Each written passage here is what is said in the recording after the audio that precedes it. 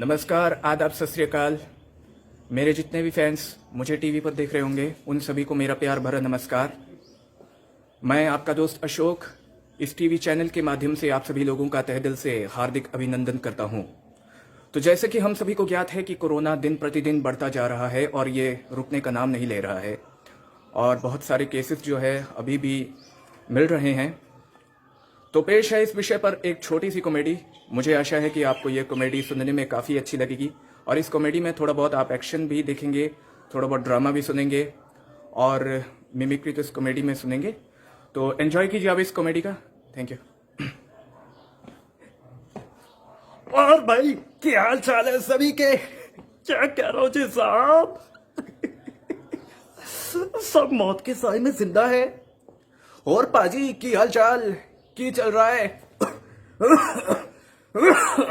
ओ भाई ना पूछ मैनू, मेरे तो खंग दे नाल प्राण निकल रहे, फेफड़े बाहर आ रहे। तू मैनू पूछ रहा है की चल रहा है? अरे तेनू पता है कि कोरोना चल रहा है।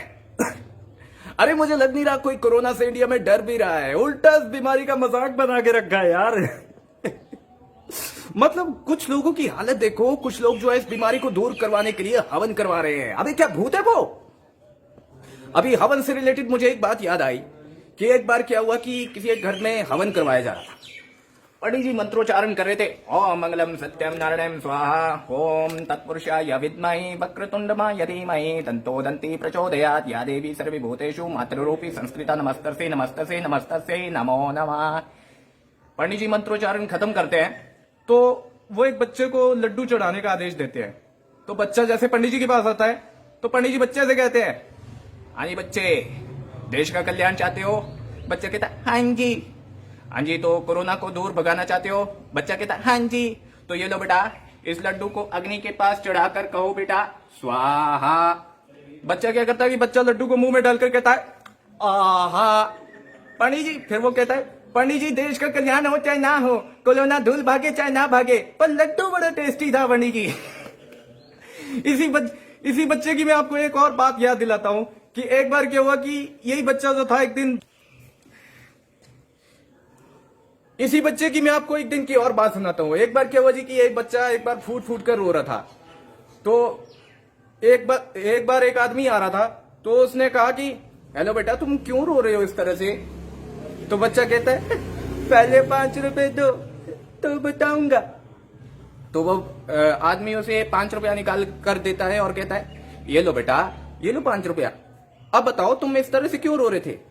तो वो कहता है अंकल वो क्या हुआ ना, मेरे पास मास्क नहीं थी तो बस मास्क खरीदने के लिए मैं बस इसीलिए तो 5 रुपए के पीछे रो रहा था। मतलब बीमारी कोई मजाक समझ के रखा है यार लोगों ने, कोई सीरियस ही नहीं ले रहा है। और वो खुद को एक एक्शन हीरो की तरह प्रेजेंट कर रहा है और लोगों से वो क्या है ना लंगी डांस, मतलब कॉमेडियन समझ के रख रहे हैं यहाँ उसे इंडिया में। कोई सीरियस ही नहीं ले रहा भाई। आप इंस्टाग्राम खोलकर देख लीजिए, एक से एक मेम बना रखे इस बीमारी के।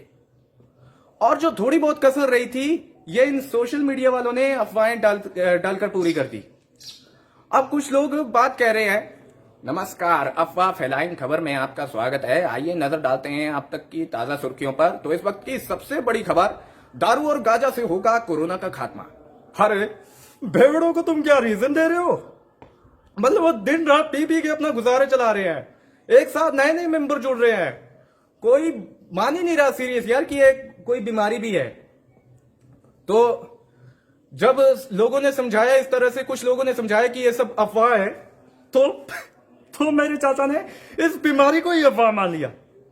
कहते कुछ नहीं है कोरोना, ये सब एड्स की तरह एक अफवाह है। मैंने कहा चाचा एड्स एक बीमारी है।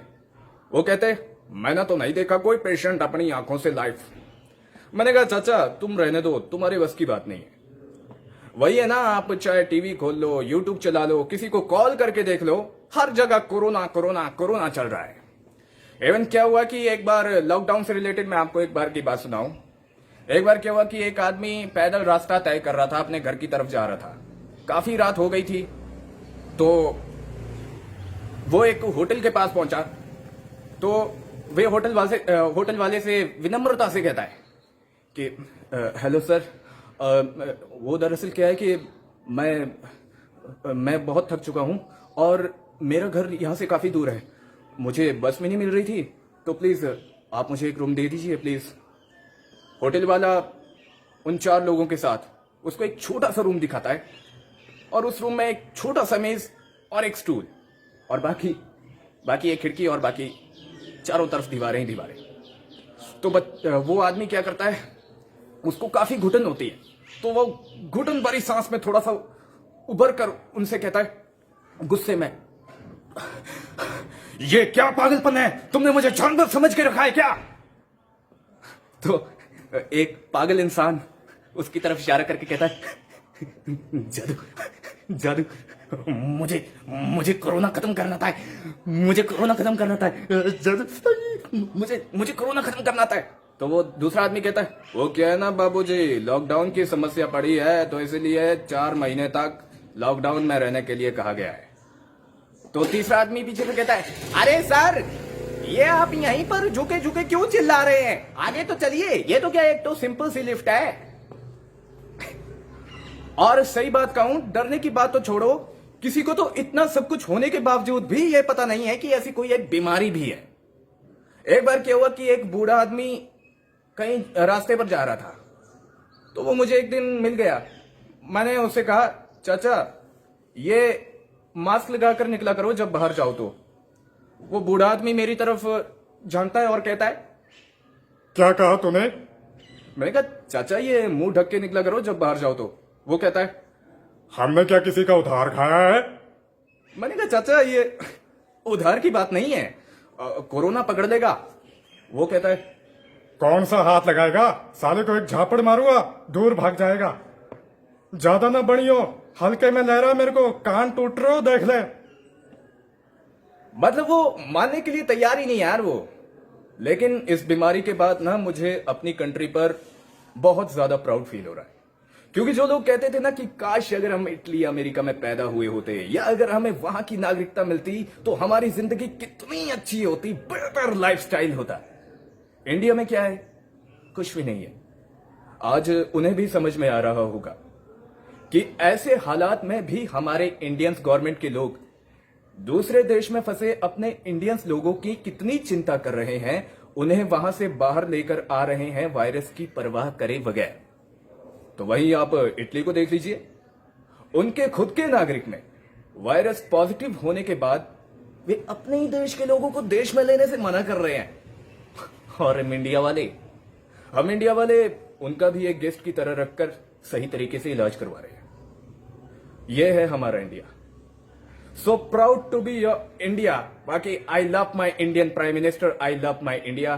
बाकी इस टीवी के माध्यम से जनता तक मेरा एक छोटा सा संदेश कि गवर्नमेंट जो कुछ भी सही काम करने को कह रही है उसे फॉलो करो और अपनी सेफ्टी का ध्यान दो। बाकी मौज लो, रोज लो, ना मिले तो खोज लो। शुक्रिया। ठीक है।